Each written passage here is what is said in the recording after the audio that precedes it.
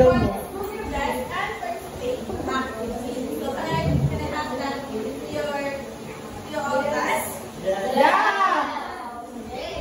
Of course, awesome.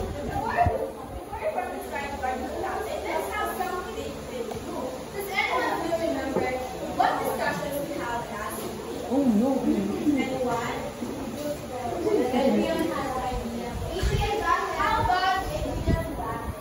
Wala.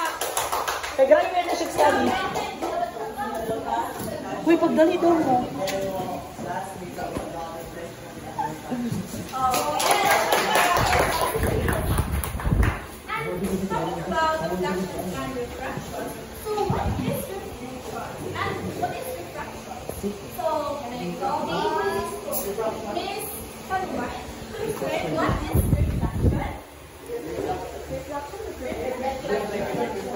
Okay, so when we say reflection, when light hits in a surface and bounces in the same medium instead of the so pag asa siya mag-hits is what we call the angle of incidence. And it's always the same as the angle of asa siya mag-bounce, which is not the law of reflection. Okay? So according to what you know, reflection is the light that bounce. Or instead of bounce siya. And speaking of refraction, so what is refraction? Okay. So what is refraction means? Cafe. Refraction is bending of light. Then ang bending of light, and ako lang nagkakabag ng wall nito. Ang isa ka maternity. Ang light is kuan. Mag-change naman din ang light of speed at every material. Then all na sila mag-run. Okay, this is so according to Miss Cafe, refraction is the bending of light as it passes through a material that has a different density such as water, air, or even solid. I've been having So now that we are gonna make the discussion, let's move on to our next topic. But before that, I have some So I will pick some to answer the question. First we have this. Have you ever seen a rainbow that appears after the rain and wonder why were those colors pink, brown, and blue ones? So the first we have is sarap. Whether you have any idea or ang rainbow.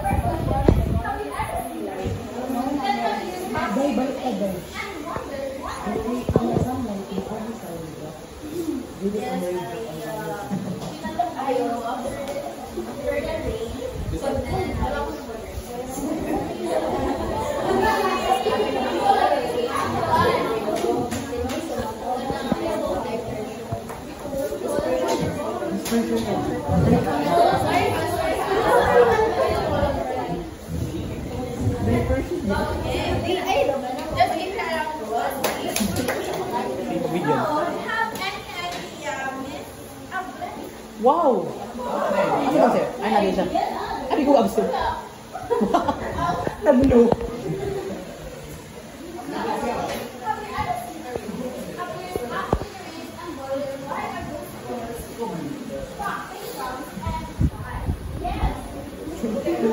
Choris.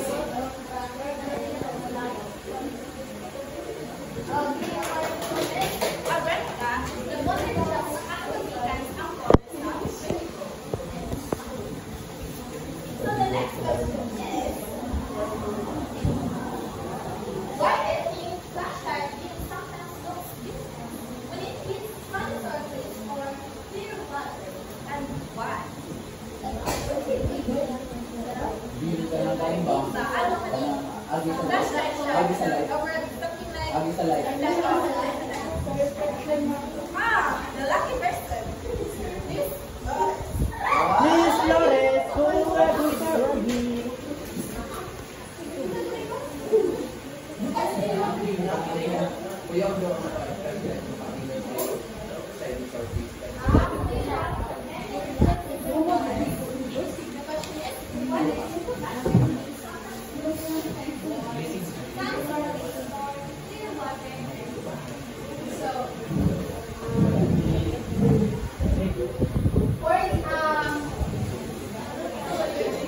For example, ang flashlight, flashing mo sa mga shiny na mga surface.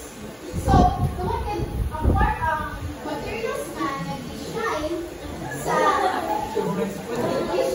flashlight, kasi siya hindi. So, reflect mo siya di bali, mo siya mag-bounce lang siya.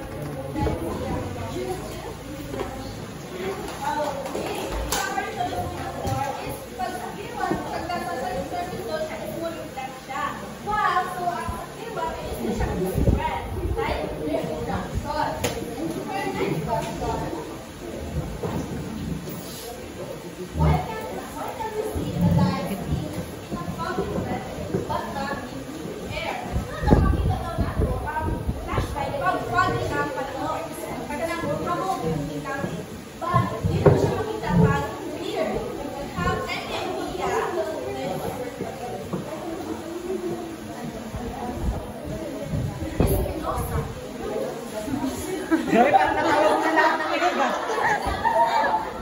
Bumot. Hindi ikaw nagtawag.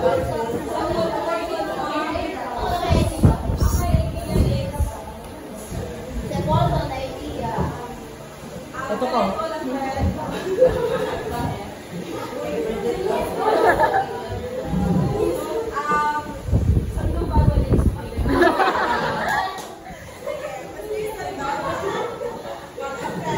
Pati si Sandoval na-disappoint.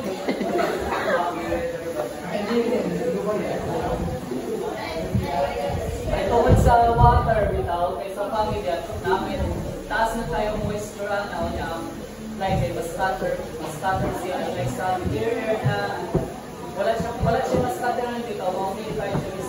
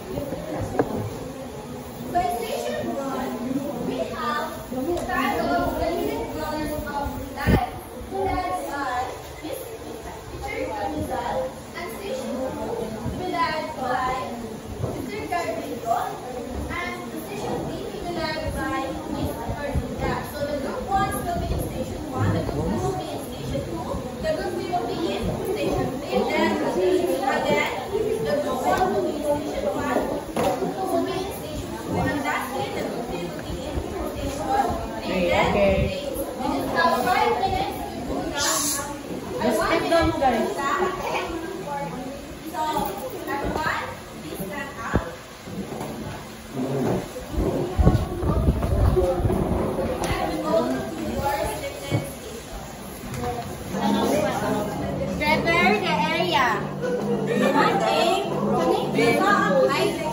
Give the room and place a white paper or screen on a wall. Position equipment stand a few feet away and aim the flashlight at the white paper. Place the frame in the front of find the spectrum, slowly rotate the prism until the white light splits into a rainbow of colors on screen.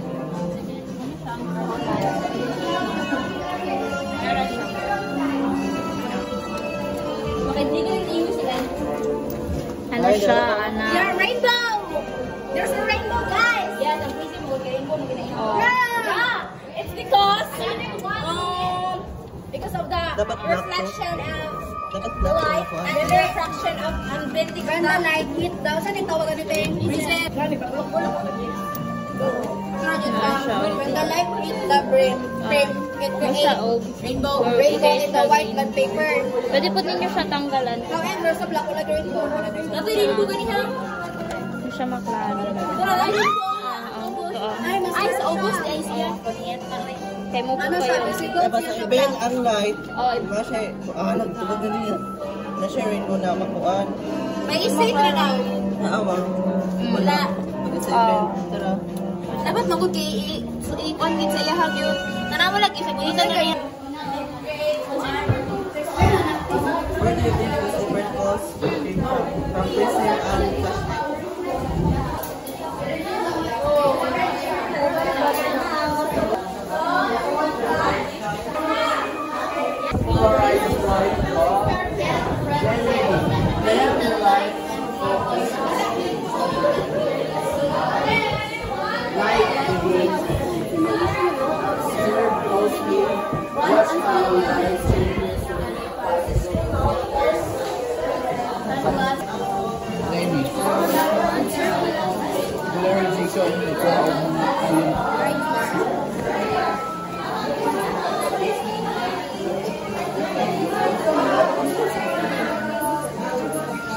Thank you, mas gusto ko pa yung time nga ba kayo sa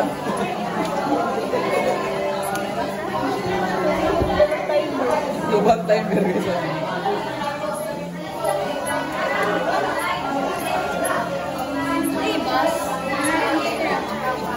ano Observe naman daw ang imo. observation is not dili na mo gud say lahi ano na perfect yan Causes daw say cause because of the chemical release sa water.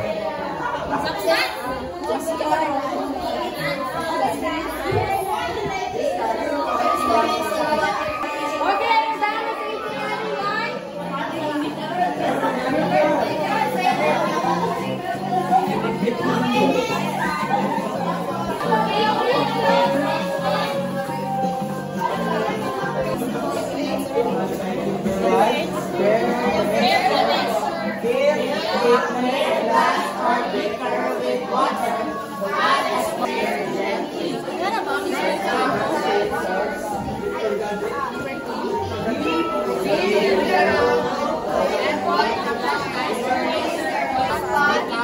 visible inside the liquid. Showing how to observe the path of light. Baga. Oh, sa milk. Sa milk. Scattered siya.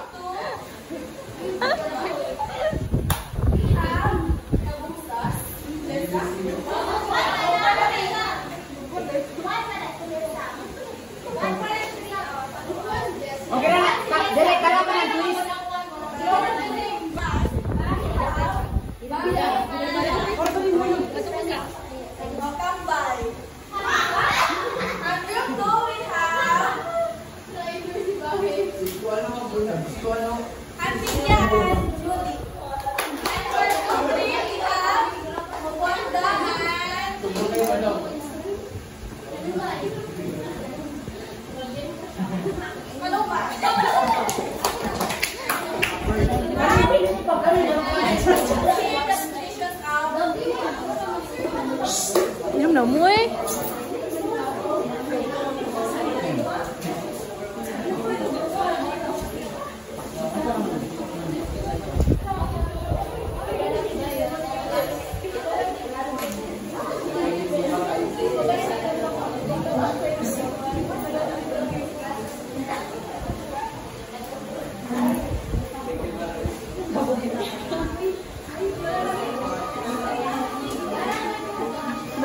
never mag-play.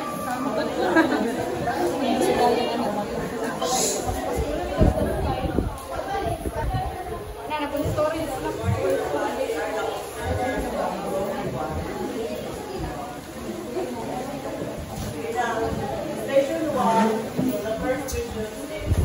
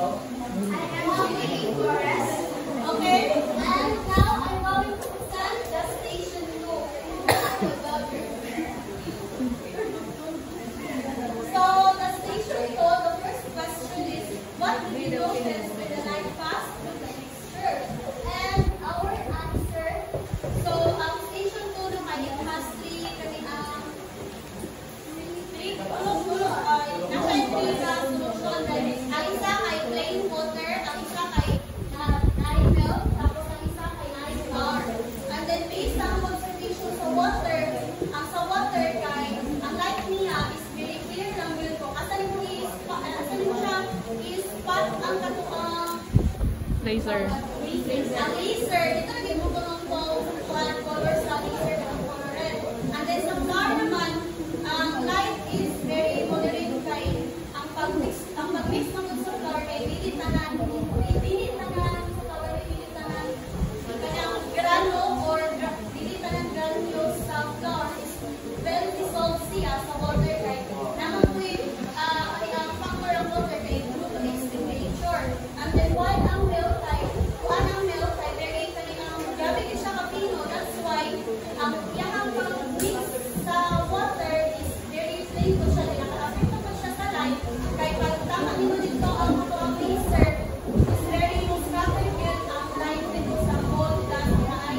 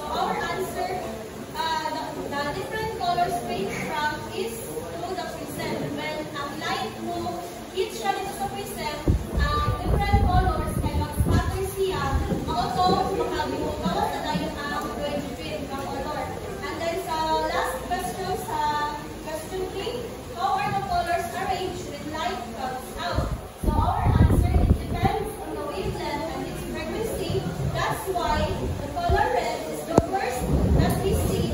And then, ika ka nakagpuan ang regiment kayo. Kita na ito siya. Ikan sa color siya nga.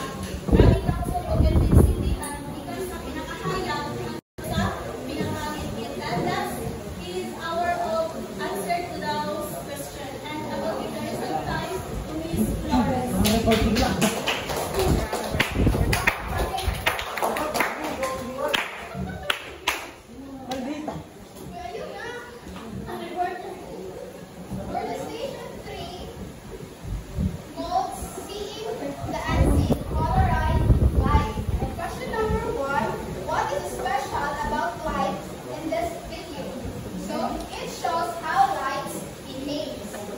Question number 2.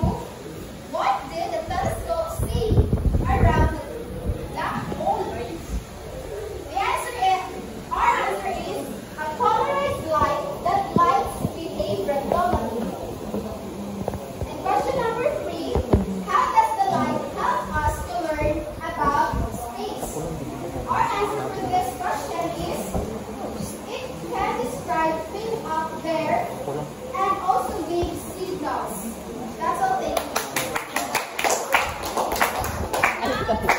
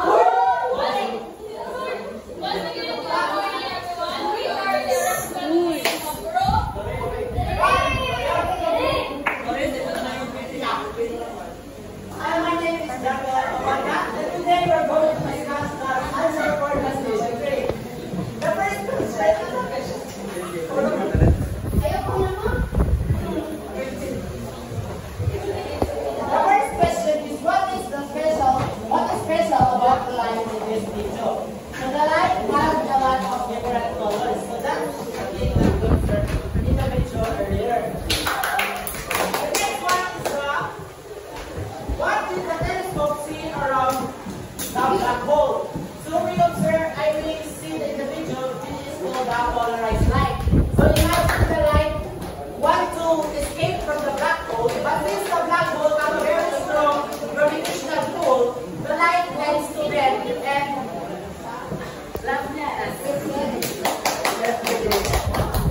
how does the light help us to learn about the space? So it helps us to observe and know the distance about the terrestrial planets, the terrestrial stars around the solar system. It allows the different phenomena happening in our universe.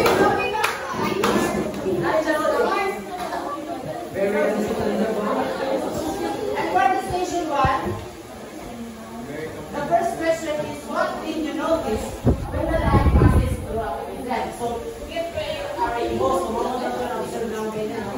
so, the second question is, where do you think those different colors came from? So, I think the color came from the light. So, since prism may aparatus naman sa parang scatter ng light, so technically, a light or a color came from the light.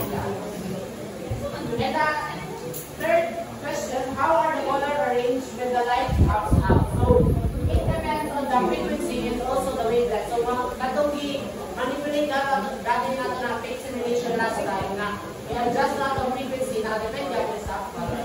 That will be all. And I'm going to give the time to Station 2. The first question is, what did we notice when the light passed through the picture?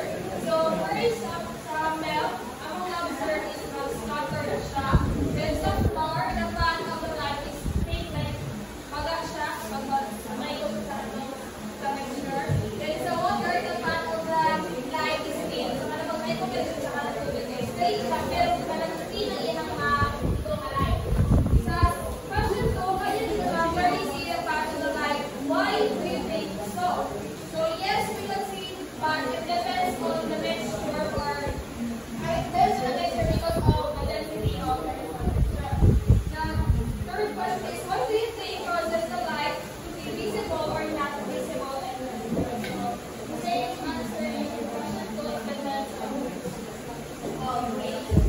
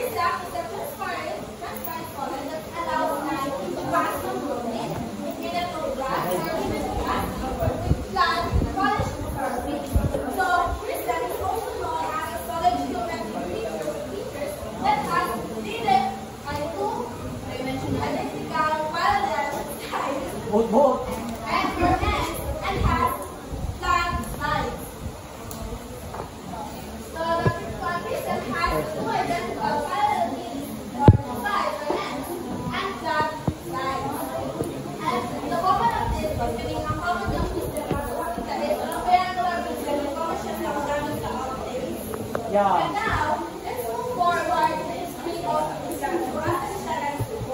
So, Islam. Nag-start siya ang Isaac Newton in 1966. He proved that the light, white light, is a combination of different colors. Red, orange, yellow, green, blue, indigo, and violet. So, makita na po siya dito sa kanina, the spectrum, ng colors sa spectrum. And then, this formula in how to have a prism or glass, they have definition sa kanyang sunlight. Then, pag-place niya is ni ano ang kanyang totoong colors, ni indot ang totoong colors, different colors. Then, sa niya nakuha na ang white light is a combination of different colors. So, sabi lang siya to the process of the combination siya sa prism. Shoot. Other types of Islam, first we have rectangular, rectangular, as well as modular transformation. So now, we need to understand what is Islam and how it works, and how this can develop.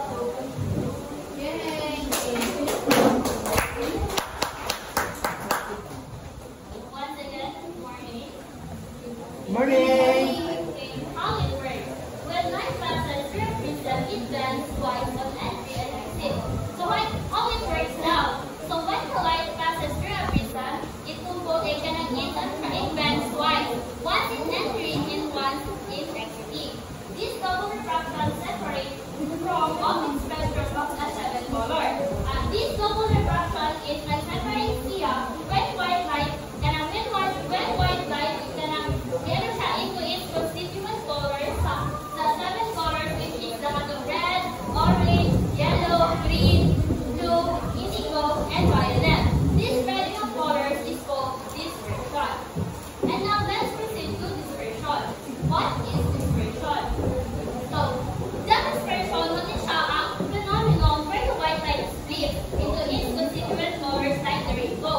So, ang dispersion, wala siya ang phenomenon where na-split dito ang colors sa kanang constituent colors na katong nag-produce yung katong seven colors and it passes through a medium such a prism for a water droplet.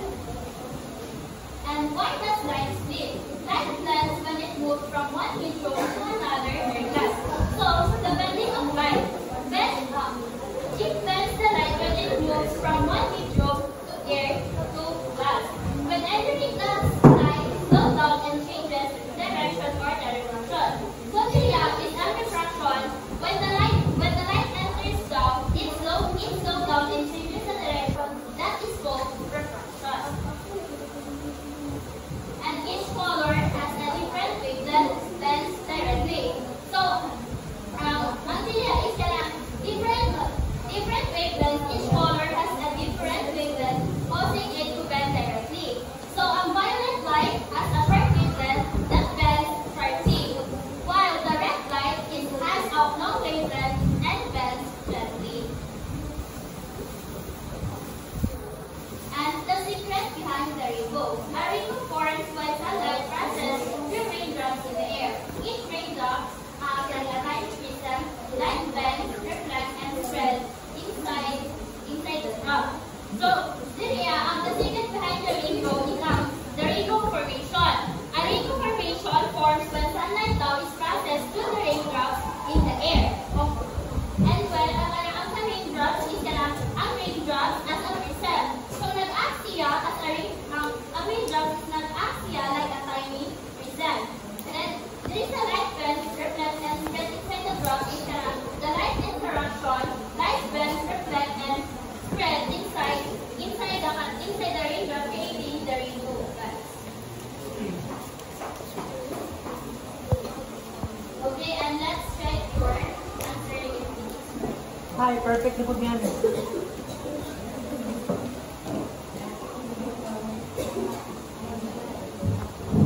Okay, first question. What did you notice when light passed through the prism?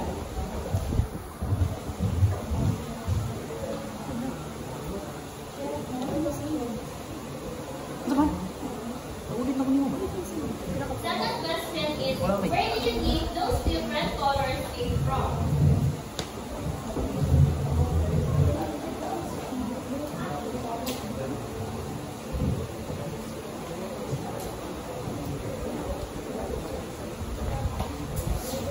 10 points. And last question is how the colors arrange when the lines come up.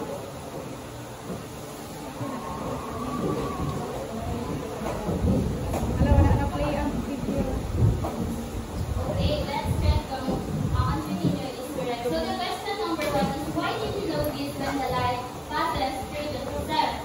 So when the white light passes through the precepts, it creates a rainbow. Then the second question is where do you think those different colors came from? So ang different colors came from is diba ang white light, diba pag meron natin siya sa precept is mag-radiate siya o ganang spread siya or bend siya, scatter siya, that's why nag-produce siya o ganang seven colors ang going to be. And last question is how are the colors arranged when the light come out? So ang kanang the colors arranged is nag-base siya sa kanang frequency. Nag-base siya sa kanang frequency o kung sa kanang, diba, radio wave is what ang tumingin ako kayo na ang violet is not siya kanang further wavelength and ang red is not Yeah. That's all, and I will give the word to Miss.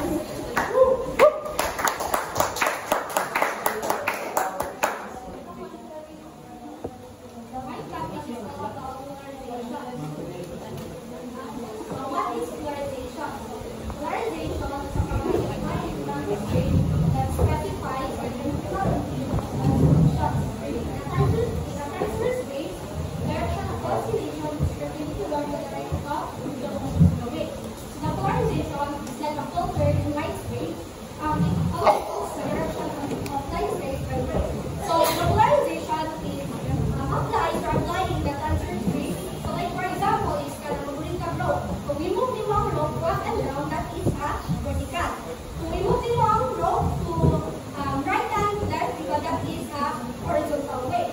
So the polarization also it is always perpendicular to the direction of the motion of the wave. So an electromagnetic wave such as light consists of coupled electric field and magnetic field which always perpendicular to each other. It's always perpendicular to each other. So as you can see in the picture, this is the light wave and this is the unpolarized light. So when we say unpolarized light, that is the random direction. So if we use the polarizing filters, nakita niyo kanina that is polarizing material. So if we use the polarizing material, mo siya mag-produce siya of polarized light. So Perpendicular. there are types of polarization. So first we have linear polarization, second is circular polarization, and then optical polarization. So in linear polarization, the electric field of light is limited to a single plane along the direction. So when we say linear, it is a single plane. So like for example, it's gonna be the guide of motor, the guide of navigate. So using the sunglasses polarizing, diba, ang horizontal surface which is gravity ang impact sa light. So when we use the sunglasses, diba, mga single plane na siya light, tingnan sa loob is gravity and yes. So that is the linear polarization. So that now, so next is the circular motion. So when we see a circular motion, it is always perpendicular to each other. So there are different amplitudes and yeah. So that's why. So like for example, the circular motion is kapag yung sound ang TV di ba nakatayang na? So based on my experience,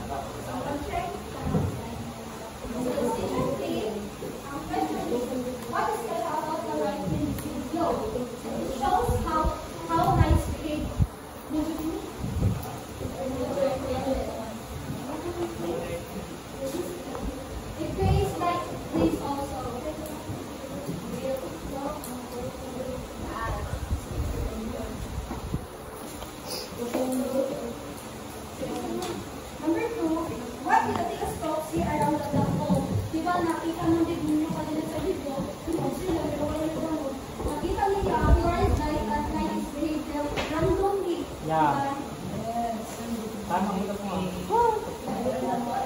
Tama po, polarized light. 5 points.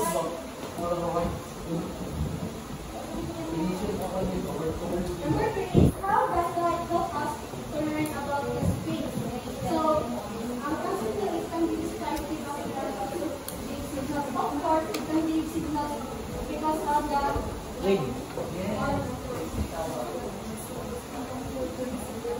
Ano kay mga research sa 10 points? Kay mas gana ang explanation. and that's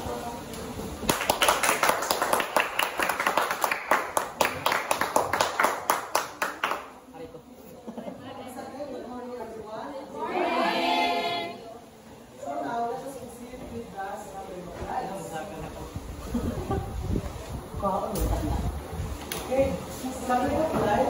Light scattering is defined as the process in which particles of the incident light deviate from its original path. This kind of classically without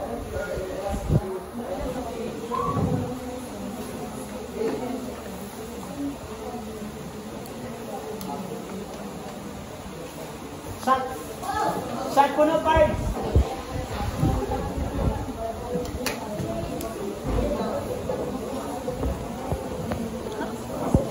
Ano dito? Padoon. Padoon. Sige.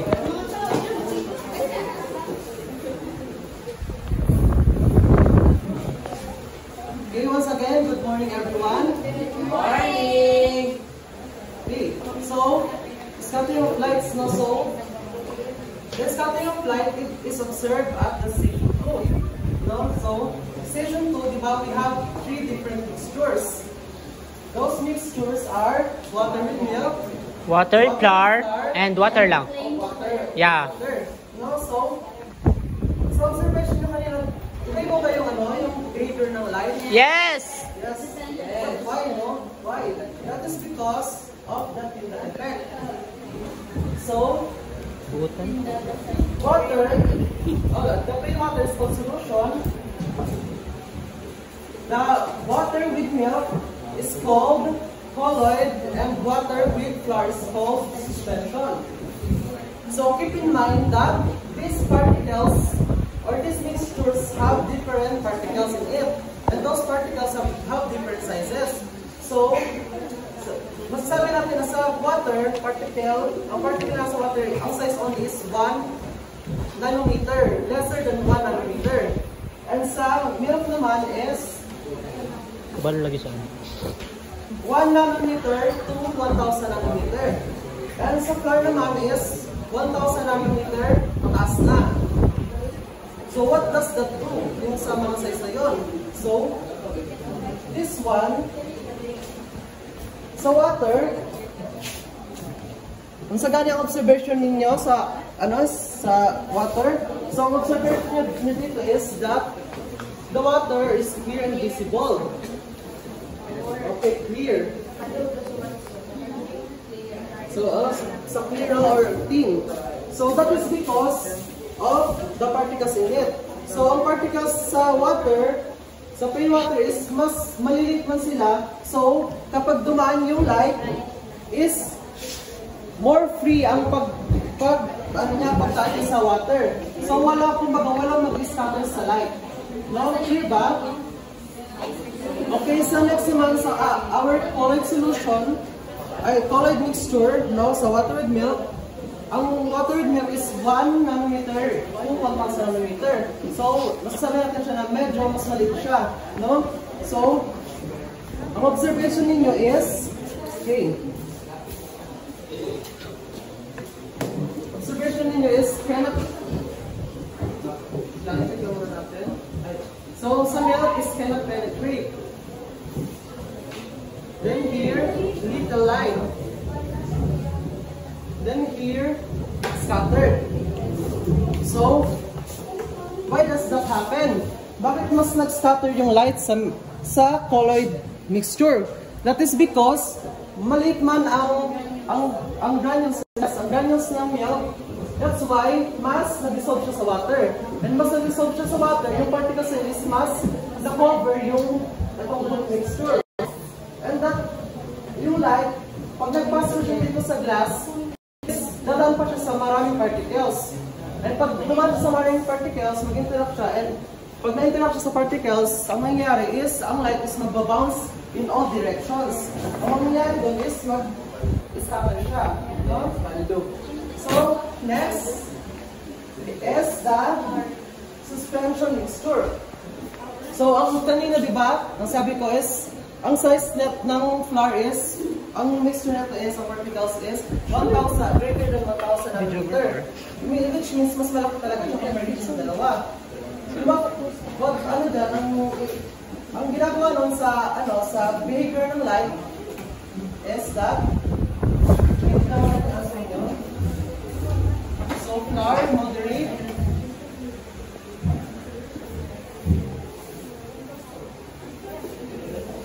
blur or scattered light, blurred and scattered light, and the path of light is thick.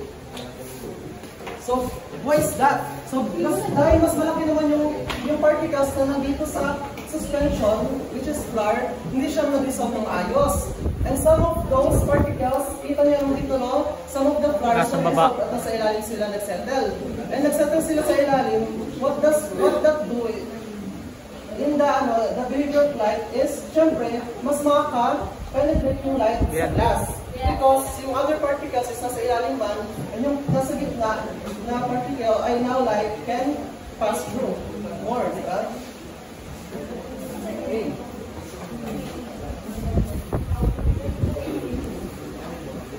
Okay, so let us check the other number sa inyong answers. So, question number 2, can you clearly see the path of light? Why did it be so? So, yes, it depends on the skin field. Yes, correct. No, it depends, no? It depends on, yes, it depends on the mixture. Yes, we can see, but it depends on the mixture. So, similar yung observation nyo, no? And correct siya. Depending, ang behavior sa light is dependent on the mixture. So next is what do you think causes the light to be visible or not visible to the field? So it depends on the mixture. Due to its substance used in different mixtures, the mixing of solutes. So for example, okay. But now clear na ba ang nangyari sa station? Yes. Now let us apply the scattering light in different scenario. So I have a question. So have you ever wondered why the sky is blue? Yes! Yes. No? Di ba paglabas naman sa atmosphere, hindi naman puli blue doon. But why is the sky blue? Yeah. And why is the sky, minsan kapag sunset na is, yung color is orange or red, di ba? That is because also of the scattering of light. Cloud sky serves as the basic music.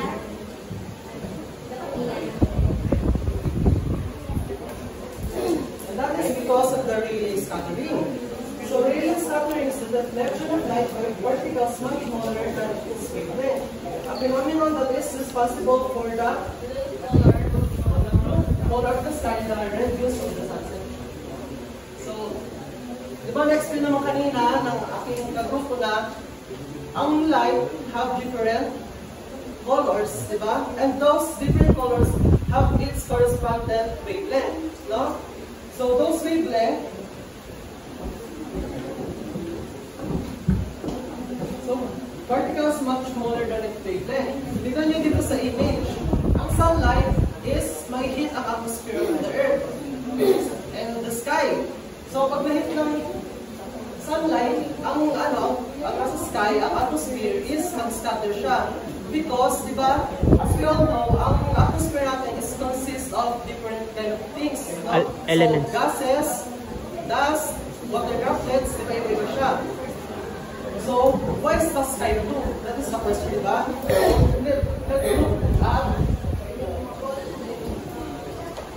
Let's look at their wavelengths. So, ang mapansin niyo dito sa sa image. Yeah, no? So, from violet, ano mapansin niyo sa wavelength? Short ang wavelength. Right. speed of light, the intensity of light is inversely proportional to its wavelength. So, itong equation niya, oh. So, I is inversely proportional to 1 over wavelength Or lambda. or lambda. So, with that, mas intense man ang scattering of light sa mas shorter na wavelength, and ang observer natin, violet indicates to have shorter wavelength. No? So, we have a question about that. None. So, I think meron na sa inyo na nag-wonder na bakit hindi violet or hindi ko yung kulay ng sky? Eh, ma-short na naman yung wavelength nila. But blue. Diba? Bakit siya blue? Well, that is because the sky is, yung sa atmosphere natin is yung mga violet and indigo are nag-scatter more. Nag-scatter siya more compared sa blue. Ah. They are, mas mataas yung attitude nila. Mas mataas sa blue. So that means, mas nakita natin ang blue, and also, mas sensitive ang ating mata sa color blue than to color violet and indigo. That is why the color of the sky is color blue. And the other question is, why is the sunset color red or orange? Diba? Ano ba nawapansin niyo pag ano na, pag sunset na? Nasaan ba yung sun? Paubos na. Diba pag paaraw, ay pag hindi pa sunset, ito nasa taas ng sun. Pag nasa ano, sunset, nasa horizon, diba? So, what that do is that, mas nagka-travel pa yung sunlight na mas malayo compare sa, kunwari, sa maaga. Kaya kulay blue, direct lang naman ang sun, pag tumama sa earth, makikita rin ang atmosphere. But if nasa horizon siya, magka-travel pa siya, mas malayo yung travel niya, and mas makakasulubong pa siya, makaka-interact pa siya sa other particles. That would make its wavelength longer. Kasi mas malayo man yung travel niya, so mas longer yung wavelength. And that's why the sky is color red in the sunset. So, another question is, kung ang sky is blue, why is the clouds white? It is because of the scattering of evil. Have you ever wondered that? Yes! Truth! Well, that is because, katulad yan sa, ano natin kanina, sa activity, it depends, ang scattering of light is depending on the size of the particle. Ang size man yun sa clouds ng ang particles na nasa clouds are bigger. So there are bigger dust, water droplets. That's why if the sunlight passes through the light and the clouds, mabanda na siya. And mas malaki man siya, so nilalabas yung different colors niya na 7 colors. But ang lalabas sa kanya is white particles lang. Nagets ba? Yes. Particles lang yung, kahit dumayo siya sa clouds, because malalaki man yung particles niya, hindi mo babago yung color niya. Yeah. White lang. So same siya sa ano kanina, sa question kanina na why sa foggy weather, mas kita yung white light. Because, di ba, pag foggy ang weather, mas makapal man ang smoke sa paligid. Particles. So kapag natamaan yun ng light, is yun, mag-interact siya sa fog, eh malalaki naman yung particle ng fog, that's why we can see it with our eyes. So, ang mangyayari is, ang magpapasture na color sa fog is only color white. Siya yung ibang color. Okay. Okay, is that clear? Yes! So, do you have any questions? None! Okay, so now let us proceed with our application.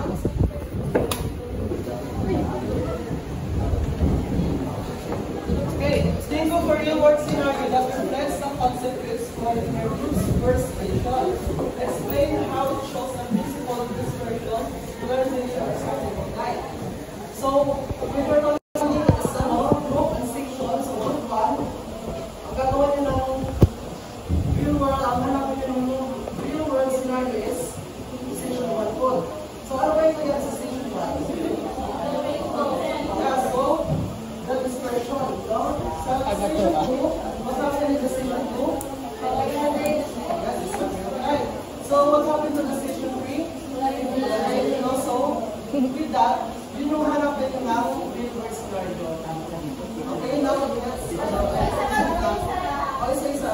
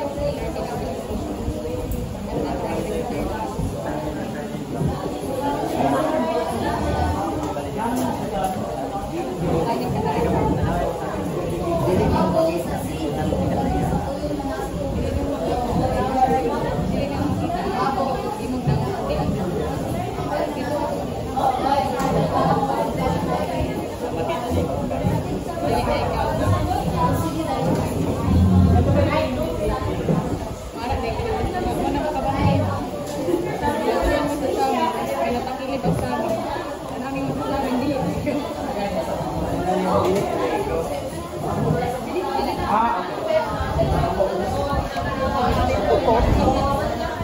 lagi po.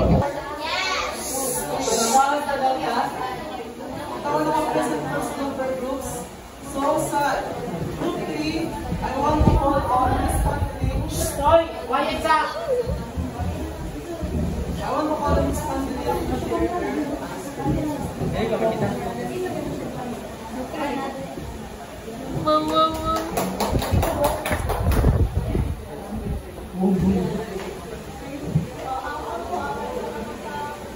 Polarization. Camera.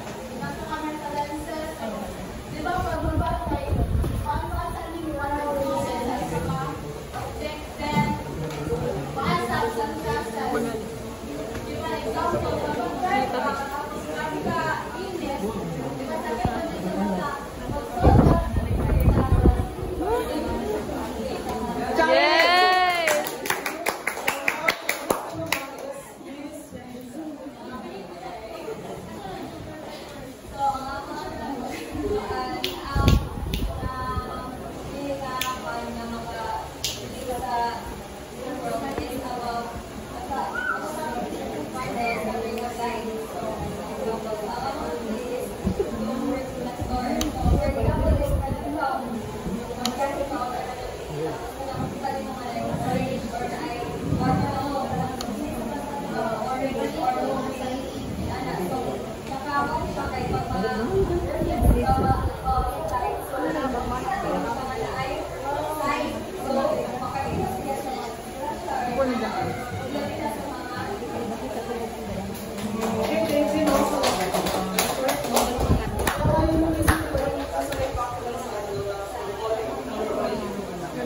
Okay, so group 1, I want to call on Mr.